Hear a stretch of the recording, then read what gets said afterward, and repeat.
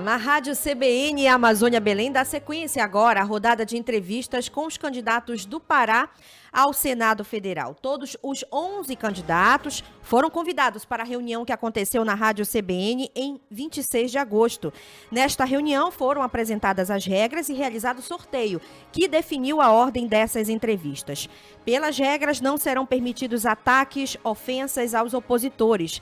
Eu sou Tatiane Lobato e o nosso colunista de política, direto de Brasília, Rômulo Pinheiro, também participa desta entrevista. Bom dia, Rômulo. Bom dia, Tatiane Lobato, e bom dia a todos os ouvintes da Rádio CBN Amazônia Belém. Obrigada pela participação. Estamos ao vivo em 102.3 FM e também no nosso canal, no youtube.com/CBN Amazônia. O entrevistado de hoje é o candidato Flecha Ribeiro, do PP. A entrevista do candidato Flecha seria na semana passada, conforme o sorteio, mas por conta de problemas no sistema de transmissão da Rádio CBN, a entrevista foi remarcada para esta quinta-feira. Candidato Flecha, bom dia, bem-vindo à CBN. Bom dia a todos os ouvintes da Rádio CBN Amazônia, bom dia Tatiane e bom dia ao Rômulo Pinheiro, que nos acompanha lá de Brasília. Muito obrigada pela sua participação. Candidato, nosso tempo de 25 minutos começa a contar a partir de agora e eu vou sinalizando para que a gente possa acompanhar e o ouvinte também que ouve a CBN. Bom, candidato, a primeira pergunta já vem direto de Brasília para o senhor. Rômulo, a gente vai abrir essa rodada hoje com você. Muito obrigado, Tati. Candidato, o senhor já passou aqui por Brasília, o senhor conhece aqui como funciona o Senado, o Congresso, enfim. E eu lhe pergunto, candidato, as contas públicas estão realmente para o ano que vem muito deficitárias.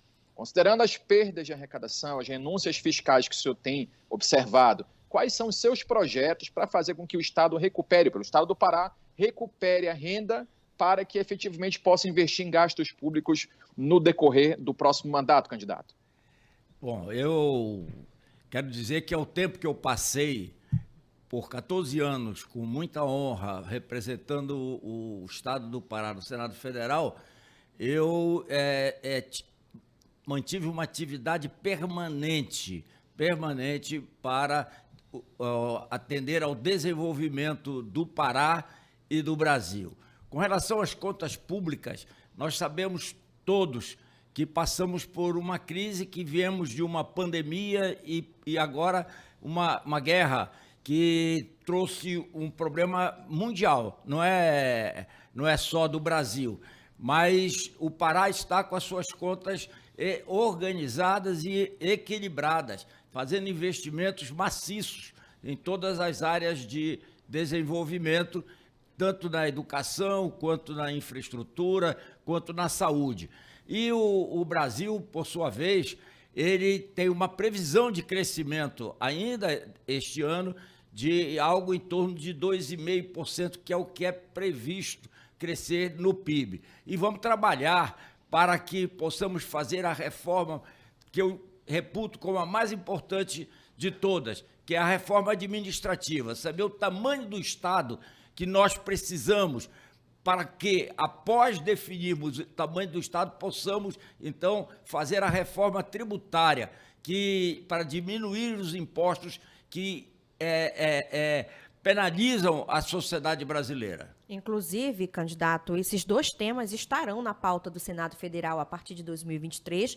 Eram temas que deveriam ter sido discutidos agora este ano, mas por conta do calendário apertado, da campanha eleitoral, do recesso, enfim, ficou para o ano que vem.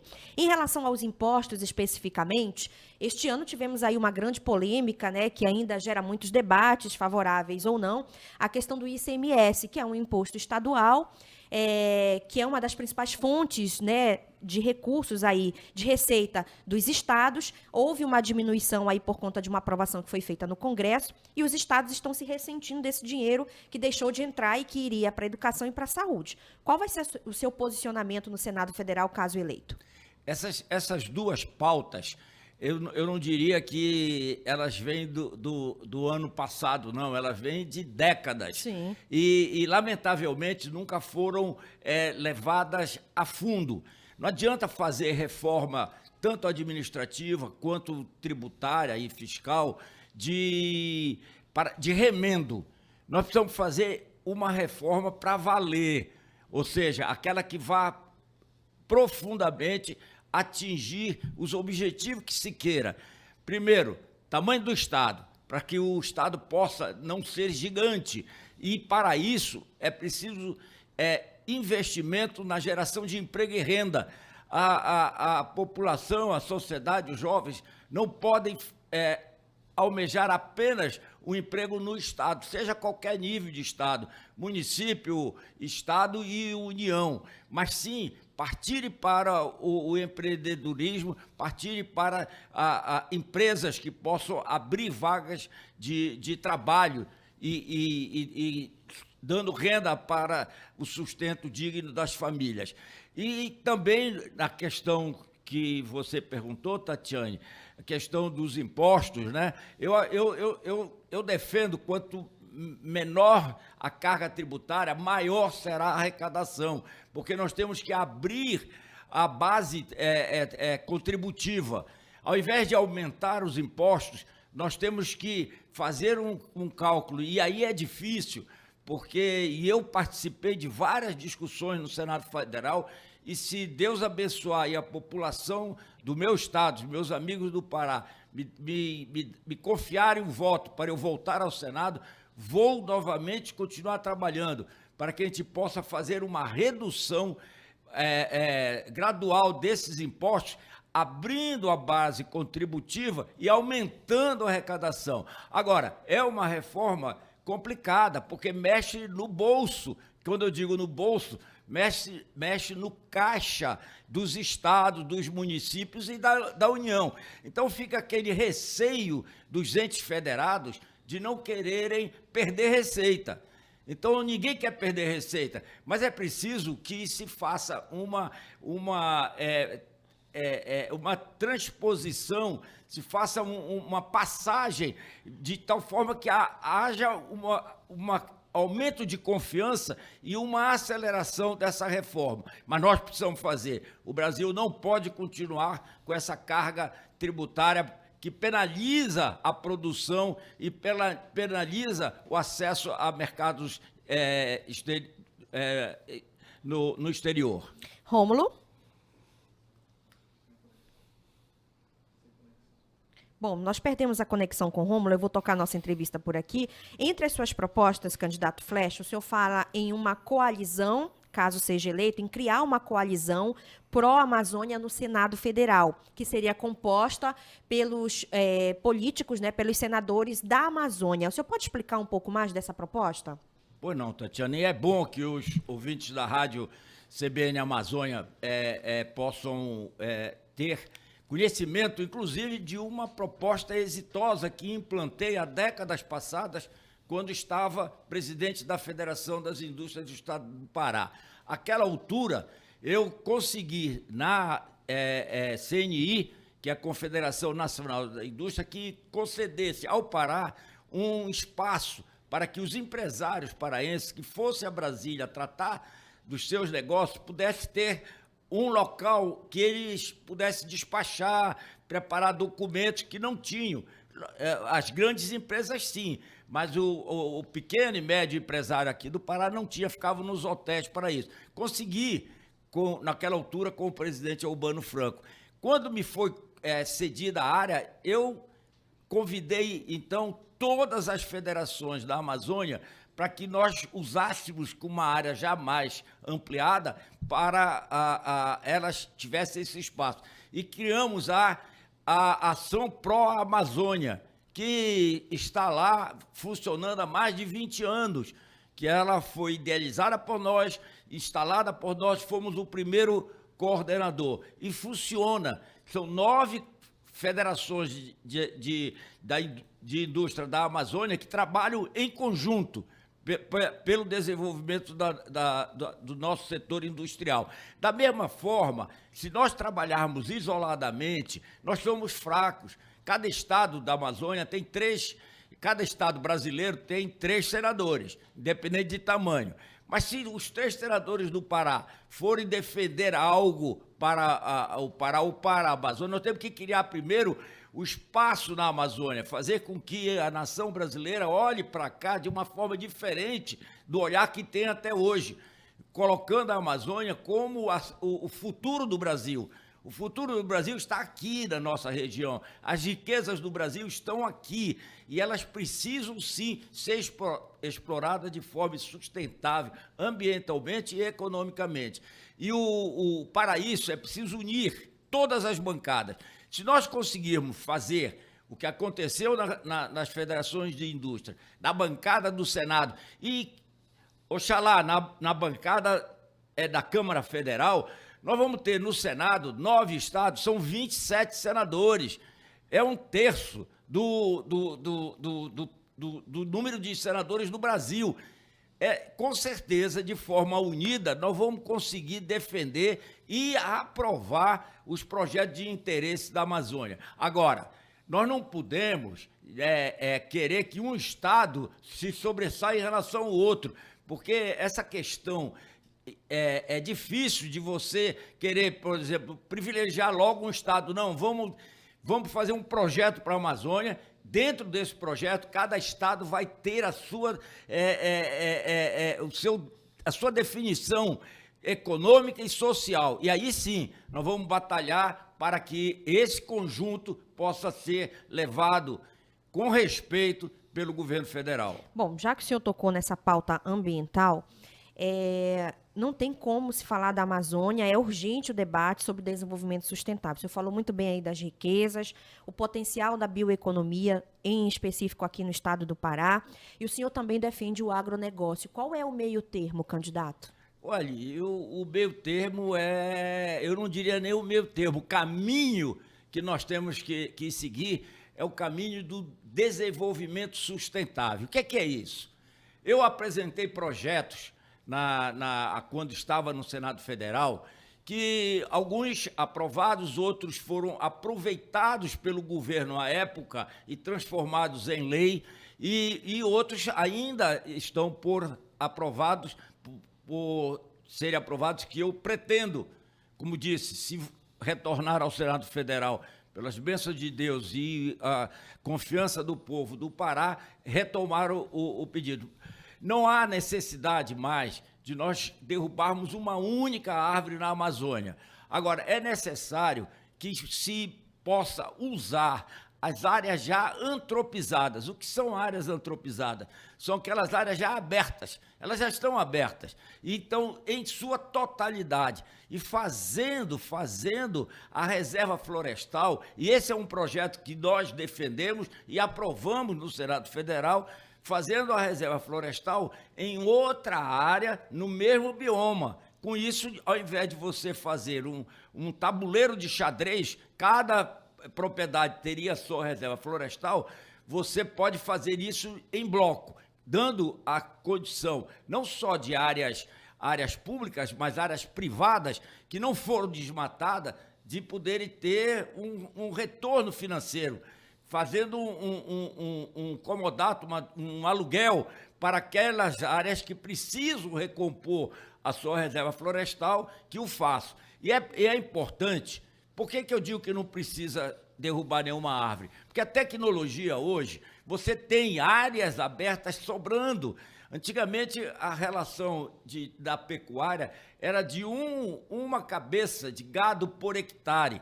Hoje, com as tecnologias, você, no mínimo, nenhum pecuarista hoje trabalha com menos de 5 cabeças por hectare. Ora, o que vai acontecer com isso?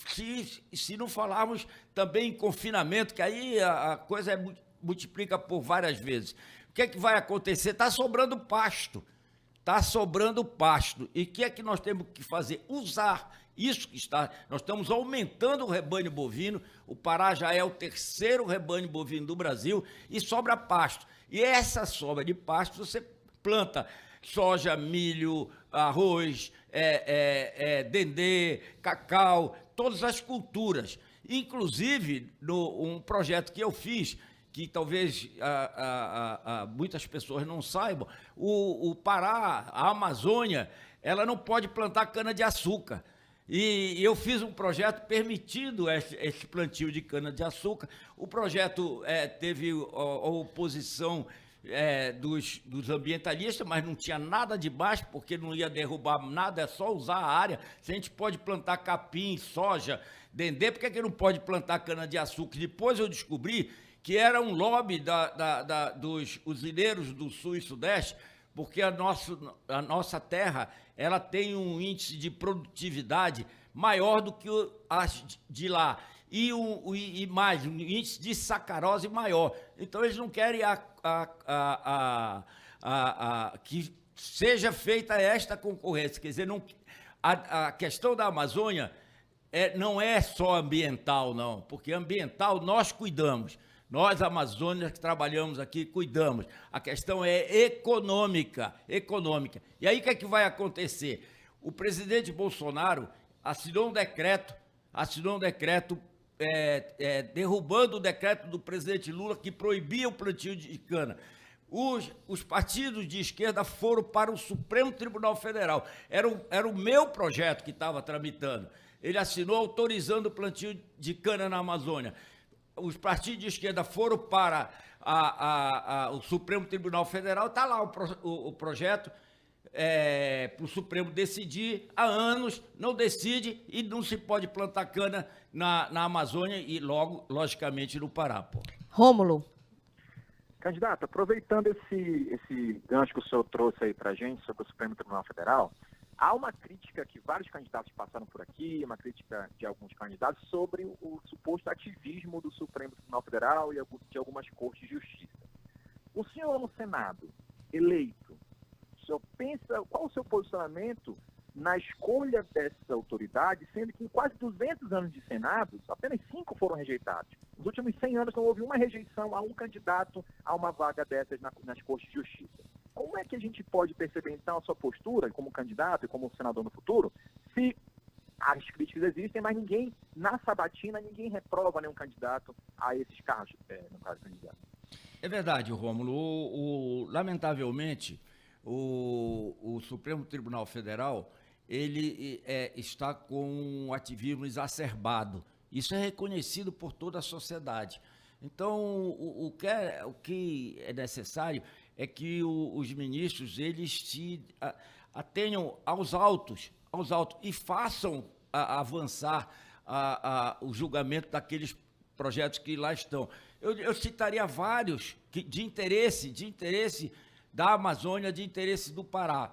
Existe um projeto também de minha autoria que recalcula, porque é constitucional, a bancada do Pará na Câmara Federal. O Senado é a representação dos estados. Então, seja qualquer tamanho, ou tanto geográfico como econômico, são 3 senadores. Independente do tamanho. Independente do tamanho. Mas na Câmara Federal é proporcional à população. Uhum. Não podem ter mais de 513, o máximo são 70, que é São Paulo, e o mínimo, aqueles estados menores, 8 deputados federais. O Pará, ele tem hoje 17 deputados federais.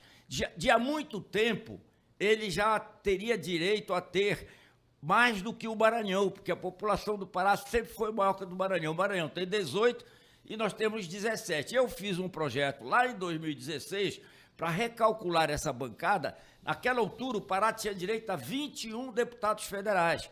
21 deputados federais. Hoje, com outro recálculo que pedi que fosse feito, já são 22. Então, nós estamos perdendo 5 deputados federais para reforçar a nossa bancada. Então, é preciso que isso seja resolvido. Está no Supremo.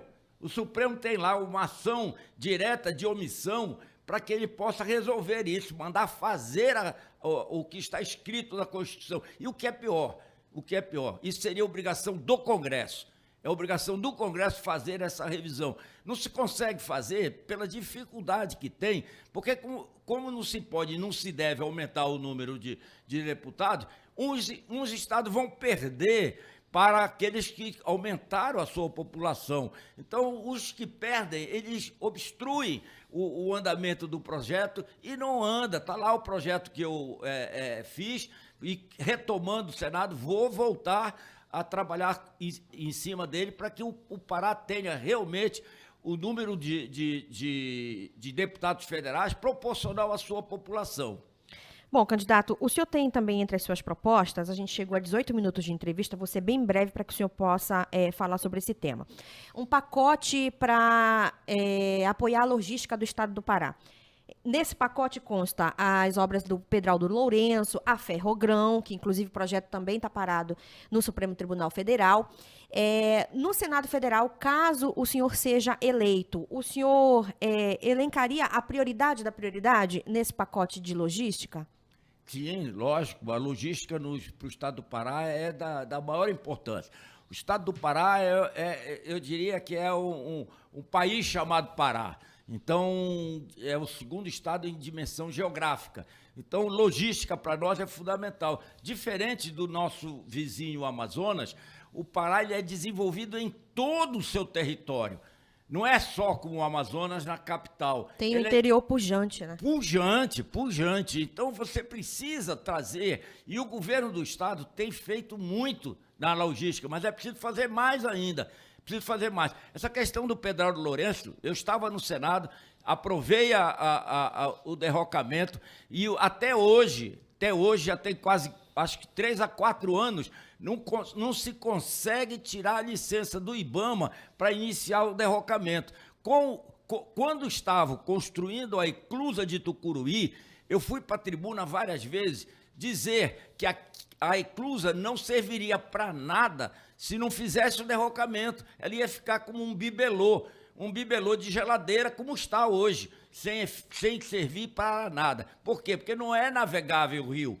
Então é preciso fazer o derrocamento para que possa tornar navegável o rio Tocantins e possa trazer pela forma mais barata de transportar a produção, que é o sistema hidroviário pelo qual nós vamos voltar a trabalhar.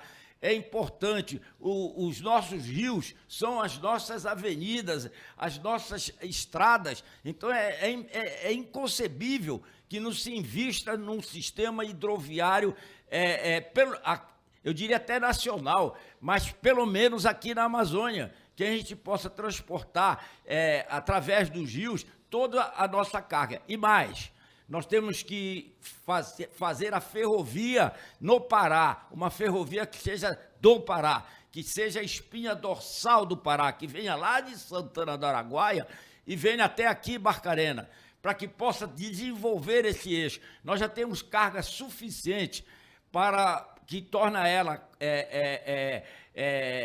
possível de ter empresários interessados, nada de dinheiro público, dinheiro privado, para fazer de Marabá até Barcarena. Não temos de Barcarena, de Marabá até Santana do Araguaia, mas hoje, se você for lá no sul do Pará, é uma produção de soja, minérios que tem lá para serem desenvolvidos e que não são, por quê? Porque o direito de lavra está na mão de grandes mineradoras que não utilizam, ficam guardados na gaveta. Eu fui relator do Código de Mineração, que aprovamos no Senado e não aprovaram na Câmara, que ia resolver esse tipo de problema. Candidato, a gente chegamos a 22 minutos de entrevista e eu vou lhe fazer aqui uma pergunta que é importante para que o eleitorado do Pará, para que o senhor possa explicar ao eleitorado do Pará.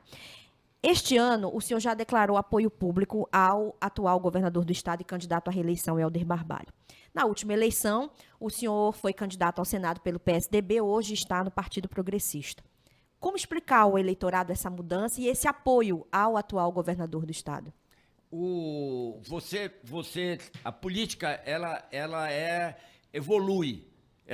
Eu estive por mais de 20 anos, praticamente desde a fundação, num único partido que foi o PSDB, e isso é de conhecimento de todos. Mas, depois que perdi a eleição de 2018, eu comecei a desenvolver conversas com o atual governador Helder Barbalho, que nos chamou para fazermos parte do seu programa, do seu projeto para o Pará. Você vê por todo o Pará as obras que estão sendo feitas. Então, eu sou pelo Pará.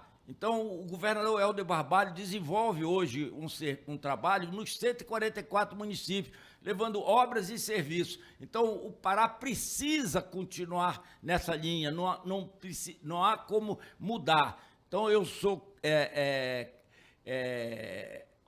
candidato ao Senado, com apoio do governador Helder Barbalho, e apoio a sua recondução, como apoio a recondução do presidente Bolsonaro também para a presidência da República. Sou Bolsonaro em Brasília, Helder Barbalho no Pará. Chegamos a 24 minutos de entrevista. Eu gostaria que o senhor fizesse suas considerações finais, candidato Flecha Ribeiro. Eu queria só agradecer essa oportunidade e dizer aos ouvintes da CBN Amazônia que, quando forem exercer o direito do voto, compare o que foi feito pelos candidatos que se apresentam quando estiveram em outros cargos, pelo que eles podem vir a fazer.